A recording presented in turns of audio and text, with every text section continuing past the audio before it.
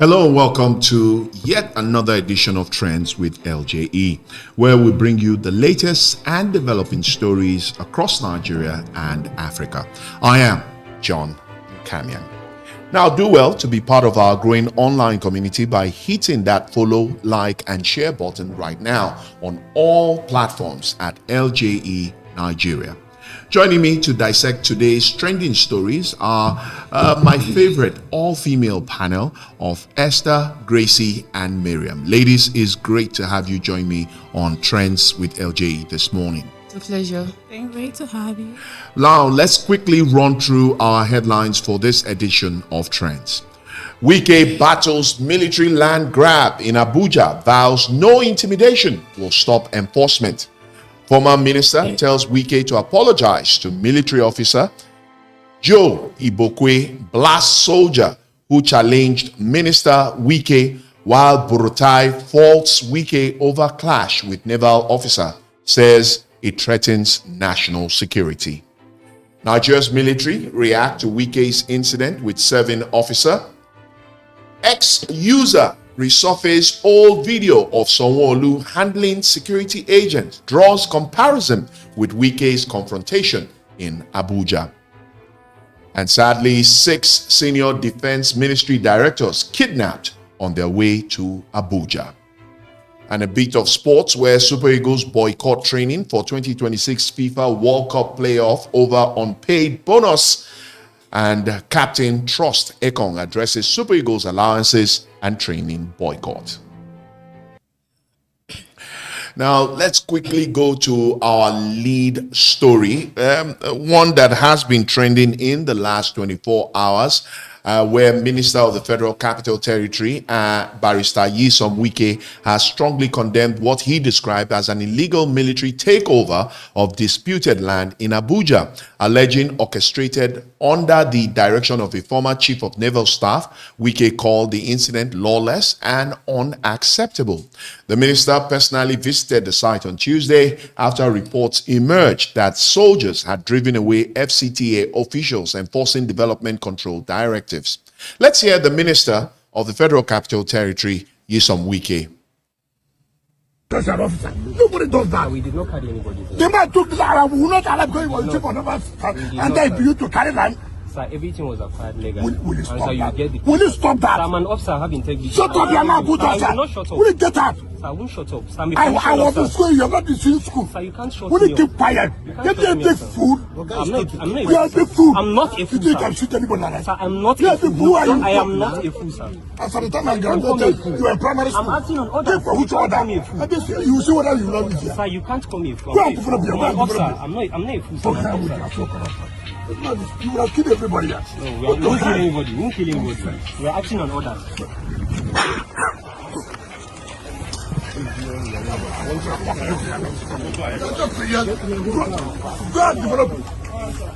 Go and develop here. Let me see you. Regular officer, you won't come and We are going to get out.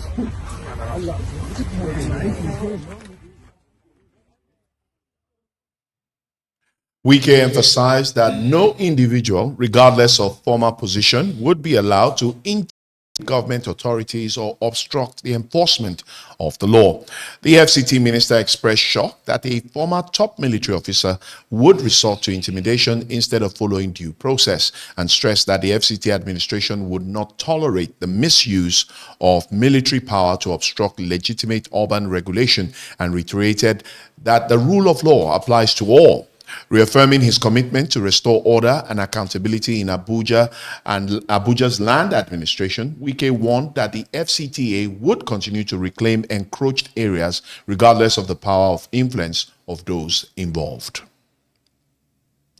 Now, of course, reactions have continued to trail this development, with Joe Igbokwe, a chieftain of the All Progressive Congress, calling for the dismissal of the soldier who engaged in a heated exchange with the Minister of the Federal Capital Territory, Nyesom Wike. Reacting on Facebook, Igbokwe questioned who was behind the military officer in challenging the FCT minister. Wike's media aide, Lere Olayinka, alleged that the former Chief of Naval Staff ordered the soldier to block his principal.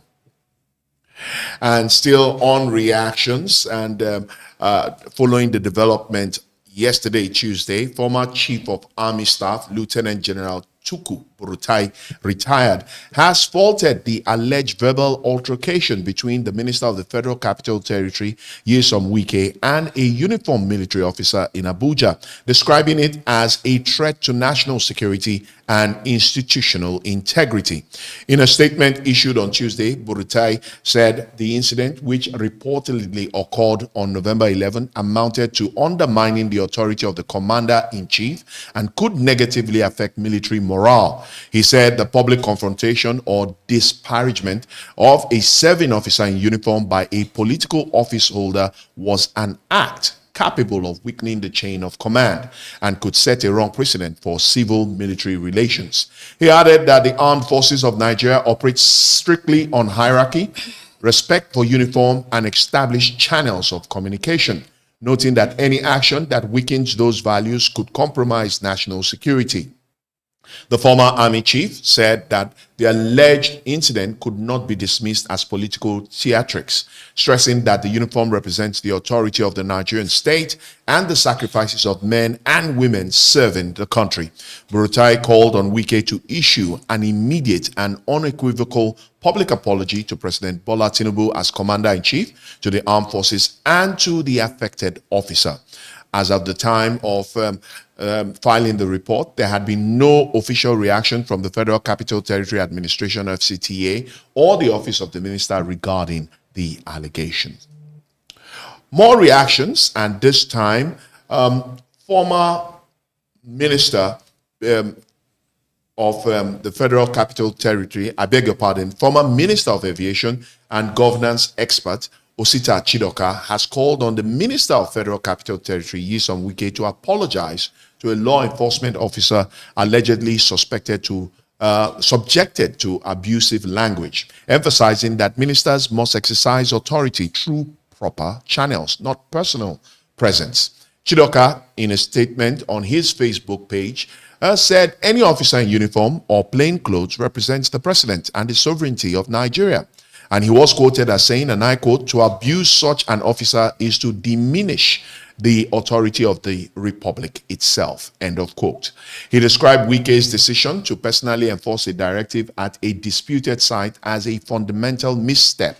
According to Chidoka, in constitutional democracies, executive powers operate through institutions, courts, and lawful instruments, not through confrontation or direct enforcement. Chidoka warned that trading words with uniformed officers acting under orders undermines discipline and confuses the chain of command, and further criticizes the conduct of the DSS protective detail, noting that their responsibility is to extract their principal safely from tense situations and not escalate conflict. Chidoka concluded that the minister should apologize to the officer for alleged misconduct, stressing that such behavior is unacceptable. Of course, everybody's waiting for the reaction of the military. Anyway, on the part of the Nigeria's military, Chief of Defense Staff General Oluyede, in his reaction to the incident, said, and I quote, "The Nigerian Defense Academy does not produce docile officers. The officer's response reflects admirable composure and emotional intelligence, qualities that lie at the heart of military leadership training. His ability to remain clear, calm, and respectful under verbal provocation demonstrates discipline and professionalism. Nevertheless, it is both unfortunate and inappropriate for a federal minister to use such language towards a serving officer of the armed forces. Public officials should model civility and restraint, especially when addressing those in uniform who embody national service and sacrifice. Notwithstanding, the case is subject to my scrutiny." End of quote. So now I go to my panel of ladies. Let me start with you, Esther. How do you react to all of this development? Several reactions. You have a Joe Igbokwe saying, who is the officer? Who is backing him? And that, in fact, it was said that he suggested that the officer should be stripped of his uniform. And of course, we have heard from former Chief of Staff in the person of Lieutenant General Buratai. We have also heard from the current Chief of Defense Staff, General Oluyode, insisting that the young officer established himself as a true military leader with discipline and dexterity.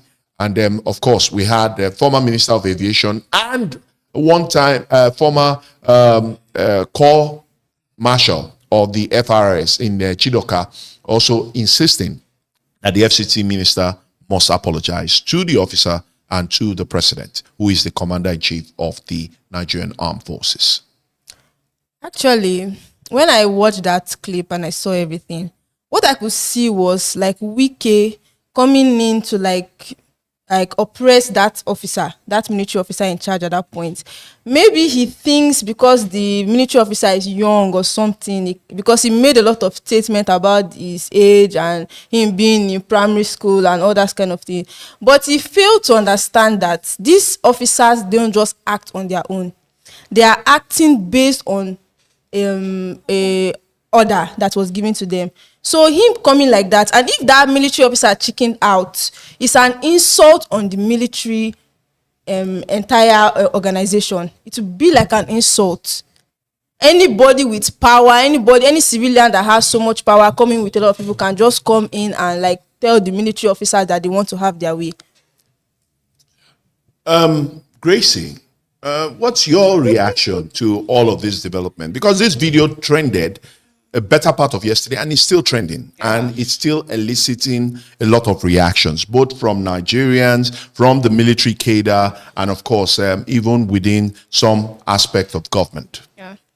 Okay. In as much as I like Wike, what Wike displayed yesterday lacks diplomacy, because the word he used on this officer is uncalled for.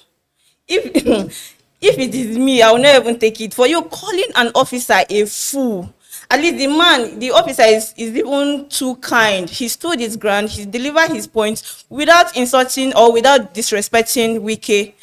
And I'm very sure Wike will wish that guy is his son because of his boldness. Because the guy is brave, he displayed professionalism, everything about the guy, just like the guy. Fine boy will get sense. So what Wike did is lack of diplomacy. So I'm not even supporting Wike in this matter at all. Just forget the fact that I like him, but this one he did, I'm not supporting him. Okay, red card for Wike, according to Gracie. Miriam, your reactions? Okay, the thing is, concerning this whole issue, I have my reservations, you get, but the FCT minister is a barrister, he's a lawyer.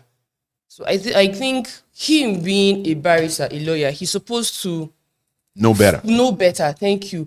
Follow due process, know what is right and what to do. And then to the officer, I commend him. It is not a whole lot of Nigerians that you come out and you call whatever you like and you will stand. He displayed professionalism even when he was being shook. He said, no, he stood his ground without insulting, without reacting rashly. A whole lot of people don't like name calling. Like me, we can talk, but you see name calling, don't do that. So I think our FCT minister is supposed to do better. Well, an old video showing Lagos State Governor Babajide Sanwo-Olu calmly addressing a group of security agents who had invaded an estate in Lagos had surfaced online, sparking widespread comparison with the recent altercation between the Minister of the FCT, Nyesom Wike, and a naval officer in Abuja. Now, in the resurfaced clip, Governor Sanwo-Olu is seen engaging the officers respectfully, seeking clarification on their actions while maintaining composure throughout the entire encounter. The video, which is now trending on social media platform X, formerly known as Twitter, has reignited discussions about leadership conduct and crisis management. Let's watch the video.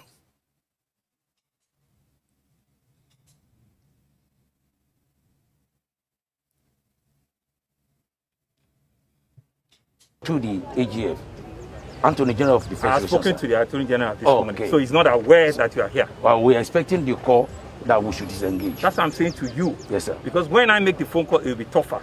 If you can call and say that the governor is here in front of you, what should you do? It is not my duty to call because I'm too low to do that, sir. Okay. If you call... So where are your men? My men are here. They are all over the estate, sir. How many men do you have here? I have several of them, sir. No, what number? I cannot precisely tell you the number. So now, even sir. if anything happens to your men, you don't even know the number of men. I know the number of my men I have So here. what is the number? We sought for some other people to join us now. What is the number that you have here? I'm sorry, sir, Your Excellency. So you cannot even do an head count For of the number you for the brought. security purpose, I cannot say this is the figure, sir. So you don't know the number of men. I that you know have the brought. number, but for security purpose, I cannot say this is the figure, sir. So you know I'm the one talking to you. Yes, you sir. You're an assistant. What is it? I'm a chief superintendent of police. Oh, CSP. Yes, sir. Okay, right. So pressmen, don't worry. I'll make 2 phone calls, right? One to the Inspector General of Police and one to the Attorney General of Police. Sorry, Attorney Inspector of the Federation. I have spoken with him this morning, and he says he knows nothing about the fact that they are still here. Very illegal operation. They have absolutely nothing, and I'm the Chief Security of the state. Not even with the Inspector General wrote me, and before I said Jack Robinson, his men are here. They're not from the Lagos State Police Command, like you have said, right? They are not from Lagos State Police Command. It says it's coming from Abuja, and I don't know what other interest do they have beyond just keeping peace of the country. This is not an expectation that I will expect for them to keep peace, because they don't have any business here at all. Your The Excellency. case is between the state government, and I'm this governor standing in front of you, not with my residents. These are my residents that have been properly. They do not have anything against them. Your Excellency. It's okay. There is a particular letter. No, it's okay. There's a letter submitted to your office. Oga, you have said, And I have the copy here. you have said, And the Commissioner of Police, Lagos State Command. I have since written back to your Inspector General of Police. The same letter you are talking Yes, about. I have the copy, yes, sir. I have since written back. If your boss hasn't given you, I have since written back to him Thank on you, that sir. letter you have Thank said. you, sir. So you have one leg, you don't have the other leg. And that's why I'm asking how many men you have it. You say you don't know. I know the number. But for security purpose, I will not say it now. And I've asked Thank you, sir. And I've asked you that you should make a phone call. You refuse to make a phone call. I will make the phone call, right? And I'm sure they'll give you the order. Thank you, sir. Why I'm asking you to know your men is that I want to be sure that every man you brought into this estate, you can account for and you can take them out of this place before we have a complete breakdown of law and order. And you'll be taken responsible for it. Thank you, sir. Full responsibility you'll be taken for it. Thank you, sir. Gentlemen, give me 5 minutes. I'll make those 2 All right, Governor Babajide Sanwo-Olu of Lagos State there. Now, talking about reactions, one user wrote, and I quote, "Can you see how Sanwo-Olu handled himself respectfully and still treated the police officer with dignity?" Now, contrasting the Lagos governor's calm approach with fiery confrontation over a disputed land in Abuja. Wike's encounter, which went viral yesterday, Tuesday, showed the minister shouting at the uniformed personnel and questioning the authority to block access to the property, prompting mixed reactions from Nigerians. Right, we need to take a quick break. When we return, we'll bring you the story of how 6 senior defense ministry directors were kidnapped on their way to Abuja and why the Super Eagles of Nigeria boycotted training for their 2026 FIFA World Cup playoff and unpaid bonuses. Stay with us and keep sharing the stream.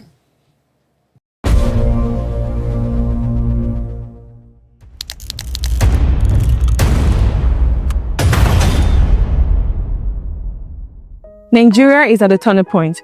Young people are rising, demanding change. If you believe in justice, strong leadership, and real reform, then it's time to take a stand.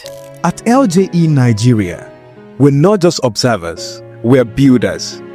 We're tackling leadership deficits, advocating for justice reforms, and driving economic advancement for all. As a volunteer, you won't just watch, you will be a part of it. You will gain access to powerful seminars, conferences, and mentorships from professionals who believe in your potential. No matter who you are, whether you're a student, an entrepreneur, a professional, or someone who cares, there's a place for you here. Network with passionate change makers, build skills, and step into leadership. Join LJE Nigeria today. Let's lead with truth. Let's build with courage. Let's rise for Nigeria. Become an LJE volunteer today and be the change Nigeria needs. Follow all our social media handles for more details.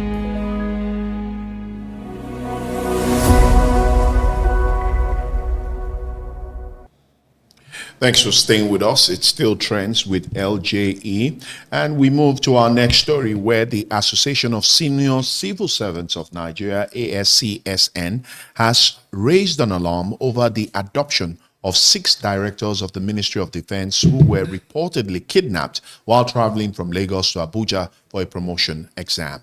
The incident occurred on Monday, November 10, 2025, along the Kogi axis, a route notorious for kidnapping. Sources said the attackers appeared to be well-coordinated ambush by armed men. In a statement jointly signed by the ASCSN President Shehu Mohammed and Secretary General Joshua Akpebo, the union identified the victims as Ngozi Ibekeako, C.A. Emeribe, Helen Ezako, C.A. Ladoye, J.A. Omozurike, and Catherine O. Essien. The union said the Ministry of Defense had already mobilized security operatives to secure the release of the victims, while search efforts are ongoing in parts of Kogi State believed to be the kidnappers' hideout. It also urged the federal government and the Federal Civil Service Commission, FCSC, to decentralize promotion and verification exercises to reduce travel risk of civil servants, citing rising insecurity and poor road conditions. The ASCSN commended the defense authorities for their swift response and called on all security agencies to intensify efforts to ensure the safe return of the adopted officers. Miriam, how do you react to the fact that 6 directors of the Ministry of Defense, I think naturally that should be the most feared ministry, but 6 directors of the Ministry of Defense being kidnapped within the Kogi axis, just a stone throw from the nation's federal capital territory? Shady said Nigeria does not have any insecurity issues. The thing is, at this rate, this kidnapping, killing, death will definitely get to all of them at the top. I mean at the top, not the people at the top. It will get to them one after the other. Because if they don't start looking for a way to curtail the insecurity issues in Nigeria, they will suffer it. It will land on them. And I hope it does. Strong words there from Miriam. Esther, in this situation, as it were, what are the lessons to learn from this? I mean, 6 directors of the Ministry of Defense. If it was Ministry of Education, Ministry of Agriculture, we probably won't, be so disturbed. But the Ministry of Defense, are there any lessons to learn from this? That shows that it can happen to anybody. That is it. It's happened to the Ministry of Defense. It could be another authority to happen to tomorrow. And this should serve as a lesson to the government and people in charge of security that they need to do something about this kidnapping. It is just too much. And the ones we even hear about is just like a tiny grain of what it really happens, especially on that particular road. So they need to do something about it. Gracie, I know jokingly before we started this edition of Trends, a funny question was asked. Could President Tinubu be kidnapped? If directors of the Ministry of Defense could be kidnapped, then who are we not to be kidnapped? So I would say it's a national embarrassment.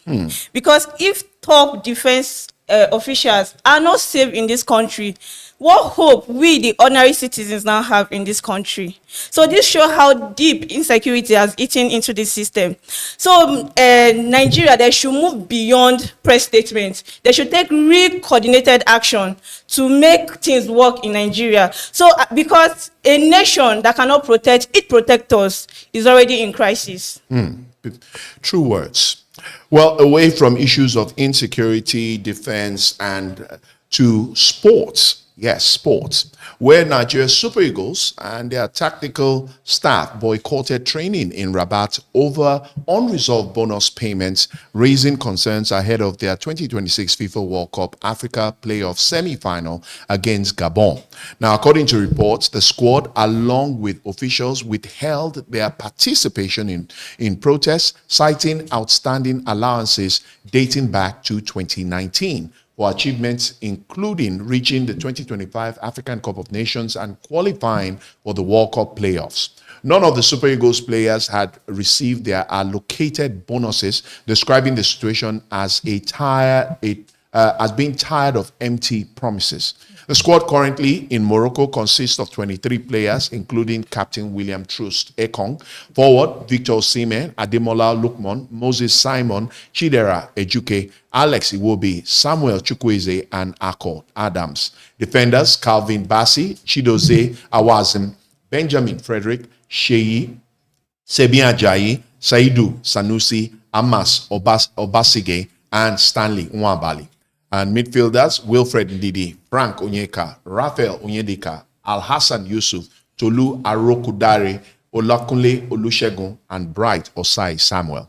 Goalkeeper, Maduka Okoye, who recently regained form in the Serie A with Udinese, is the only player yet to join camp.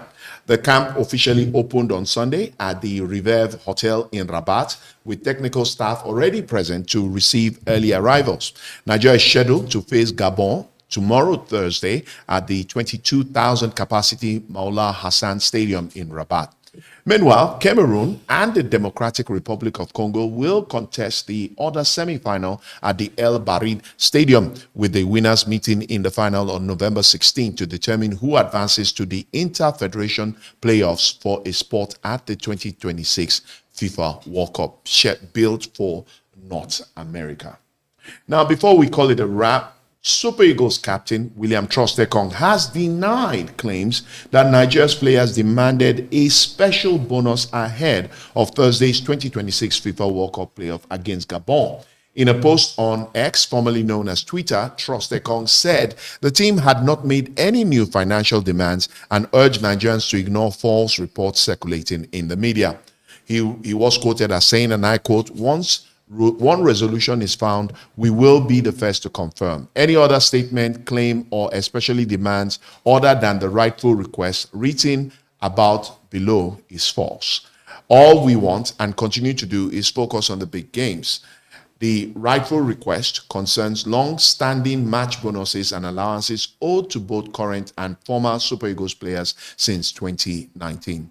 Now, sources close to the team said that the idea of a special player bonus was not initiated by the players, but was first raised by the Nigerian Football Federation, NFF, ahead of the Morocco camp. Now, figures reported in the media space suggest the players are seeking a $15,000 win bonus per playoff match, while the NFF is reportedly pushing for $10,000 per match.